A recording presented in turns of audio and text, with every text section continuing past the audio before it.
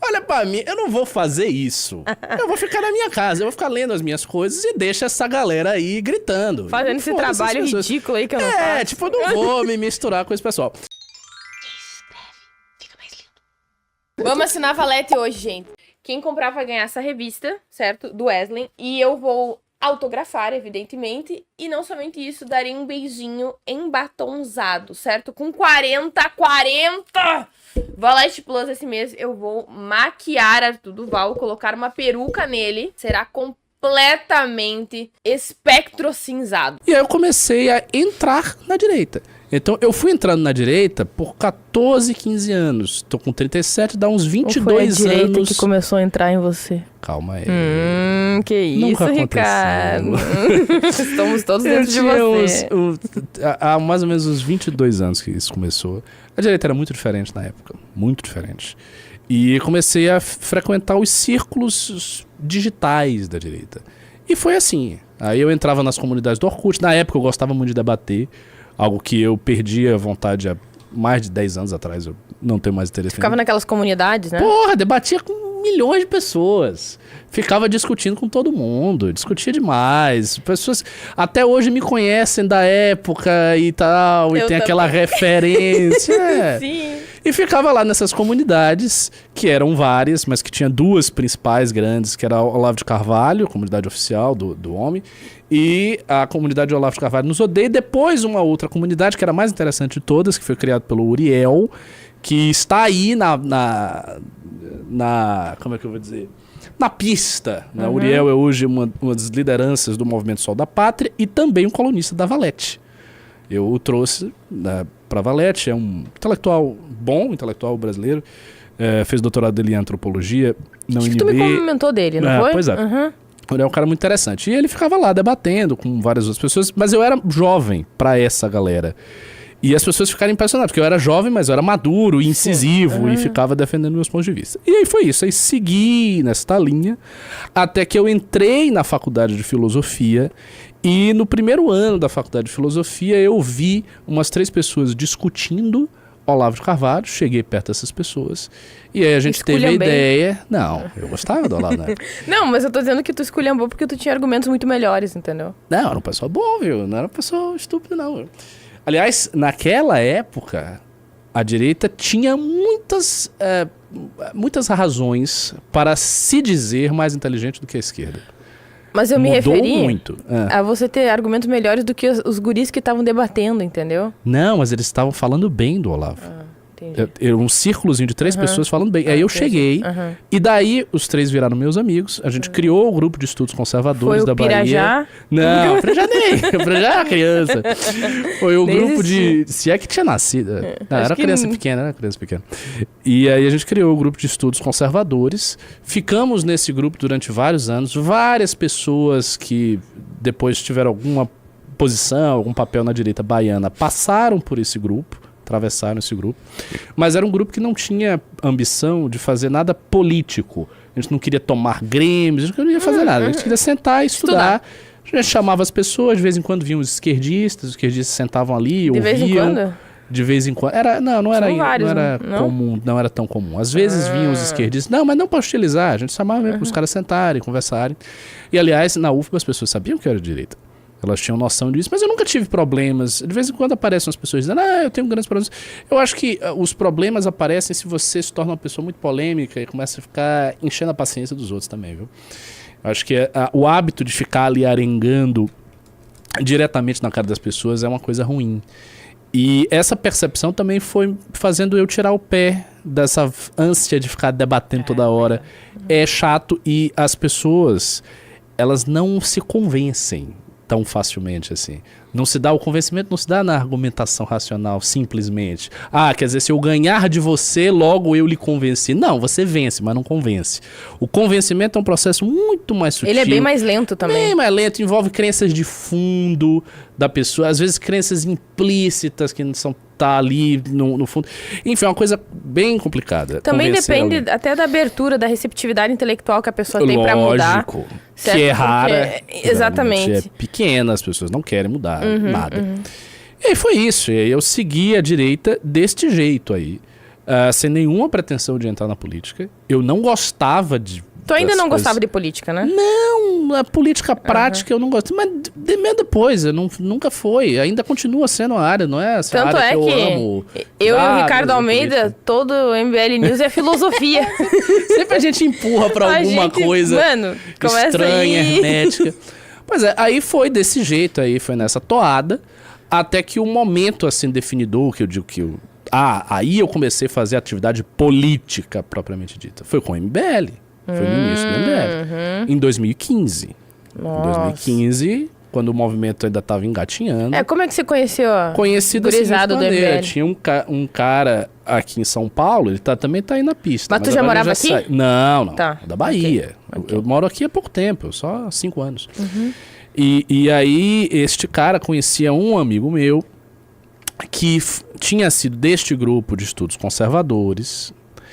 E aí, esse meu amigo ficou insistindo pra eu ir numa tal de uma passeata que ia ter no Farol da Barra, em Salvador, do dia 15 de março, né? Foi a grande passeata. Eu não queria ir pra esse negócio. Eu disse, pô, eu vou ficar indo passeata, vou ficar lá, eu sou baiano. Cartaz, para com isso. Vou deitar na rede aqui. Eu vou ficar estudando minhas coisas, deixa essa galera aí gritar, eu tenho mais o que fazer. Eu não queria, porque a ideia, aí você vai dizer, olha a arrogância, a ideia que eu tinha ainda... Pô, você fica lá com a faca, gritando. Olha pra mim, eu não vou fazer isso. Eu vou ficar na minha casa, eu vou ficar lendo as minhas coisas e deixa essa galera aí gritando. Fazendo esse trabalho ridículo aí que eu não faço. Eu não vou me misturar com esse pessoal. E aí... Muito nojento. Aí foi... Só que ele ficou insistindo. Ele falou, depois de tomar não sei o que, sai. Eu disse, parece interessante. Aí fui. Eu esperava, Glenda, que tivesse 100 pessoas. Eu sempre conto essa história. Eu esperava que tivesse. Por quê? Porque até então, como eu acompanhei a direita durante toda a fase que a direita foi subterrânea, a direita brasileira era pequena. Ela era muito pequena, ela era muito reduzida. Vocês que não acompanham a direita há 15, 20 anos, 18 anos, 25 anos, vocês não sabem o quão pequena era a direita. O fato de haver um movimento como o MBL, tendo milhões de pessoas, ou ter elegido um presidente que foi o Bolsonaro, tudo isso era inconcebível. Essas coisas, essa noção de escala que a direita hoje tem, porque hoje a direita é grande, ela chega em milhões de pessoas. Esta noção de que há milhões de pessoas ideologizadas que são de direita, acompanham uma órbita de influenciadores gigantescos, que reproduzem um certo discurso e elegem deputados. Isto não existia. A direita não elegia ninguém, a direita era muito pequena, a direita... O que se chamava de direita era basicamente o PSDB e elementos oriundos, exatamente, elementos oriundos do centro político que a esquerda qualificava de direita. Isso era a direita. Chamava de fascista. A dita direita ideológica que surge com o Olavo de Carvalho, com os blogs e tal, era minúscula. Era uma Kombi. Tanto que a gente sempre fazia gozação, que era uma Kombi, que todo mundo se conhecia e tal. Então eu fui esperando uma coisa pequena. E quando eu cheguei, eu tomei um susto, eu sempre falo, um dos maiores sustos da minha vida. Eu fiquei assombrado. De onde que surgiram essas pessoas? De onde essas pessoas apareceram? Onde é que tava esse tempo todo, meu Deus? Tinha muita gente. E aí eu cheguei lá, o que é isso? O que aconteceu? E aí tinha um trio, pessoas gritando slogans de direita, que eu conhecia de apriscas eras. Minha bandeira não será vermelha, Foro de São Paulo, cartazes com a cara, Olavo tem razão. Por que são essas pessoas? Quanto tempo eu dormi? Olavo? Tipo, eu já tinha essa altura do campeonato organizado o debate do Olavo com o Duguin. Eu já circulava há muito tempo na direita. Eu tinha uma certa participação na direita cultural do Brasil. E eu não conhecia essas pessoas. Eu nunca tinha visto essas pessoas. Eu não sabia de onde elas tinham vindo. Eu fiquei assustado. Eu disse, não, tá acontecendo alguma coisa. Está acontecendo, it's happening. Algo está ocorrendo neste país. Daí, este meu amigo que conhecia esse cara de São Paulo, que fazia parte de uma iniciativa política de São Paulo, que ninguém sabia até então qual era a iniciativa, fiquei sabendo, através deste contato, que a tal da iniciativa era um Movimento Brasil Livre. Eram esses que estavam em Salvador? Não, eram estes daqui. A iniciativa Sim. que eu fiquei sabendo... eu tinha um amigo em Salvador, que tinha um amigo em São Paulo, com o qual ele conversava no Forchan. Ok. Esse amigo de São Paulo estava numa iniciativa política de direita que havia ajudado a organizar aquela manifestação gigante que eu vi. Era isso que exatamente, eu queria que se chamava Movimento Brasil Livre. Ok, aí o que acontece? Este cara falou com meu amigo que esse Movimento Brasil Livre precisava de um representante em Salvador. E ele falou, por que a gente não vira esse representante e não começa a fazer as coisas? De início eu não queria. Eu não queria, justamente por isso. Eu não gosto de política, eu não sou disso. Não gosto de trabalhar, sou baiano. Ah, para. Não vou ficar fazendo essas porra, me deixa sossegado, não quero isso. Mas ele ficou insistindo, pô, tá acontecendo alguma coisa. E realmente eu caí em si, eu disse, pô, algo está acontecendo neste país, vamos ajudar. Como eu sou egocêntrico, eu não posso ver o negócio acontecer sem participar dele. Pior que nem foi, velho. Isso sou eu. Foi realmente nesta época eu era muito idealista. Hoje eu não sou idealista assim com a direita, não. Eu sou crítico da direita. Mas na época eu era muito idealista. Muito idealista. E muito preto no branco. Eu não gostava da esquerda e gostava da direita. Então, as minhas distinções eram claras e categóricas. Então eu senti, eu tenho que fazer isso, eu vou ajudar. E comecei a ser voluntário do MBL. E fui voluntário do MBL por anos, sem ganhar um centavo. Gastando meu dinheiro.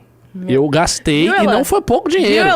Porque eu gastava... Isso é real, eu não tô fingindo. Quando eu vim pra São Paulo com a Glenda, eu disse, mano, a gente vai passar fome. Gastar dinheiro, vai ser isso. A Glenda, não, vamos pagar porra nenhuma. De custo, vamos passar fome. Aí Ricardo passou por isso, né? Então. Não. Teve que comer muito acarajé. Não, calango. Mas não tanto, porque o MBL, na época, nem tinha profissionais. Era muito... O orçamento do movimento, eu não vou entrar em detalhes aqui, era ridículo. O orçamento não pagaria meu salário. Assim, era uma coisa patética, era muito pequeno, realmente. E não tinha profissionais, todo mundo era voluntário. Vamos assinar a Valete hoje, gente. Quem comprar vai ganhar essa revista, certo? Do Wesley. E eu vou autografar, evidentemente. E não somente isso, darei um beijinho embatonzado, certo? Com 40! Valete Plus esse mês eu vou maquiar Arthur Duval, colocar uma peruca nele. Será completamente espectro cinzado.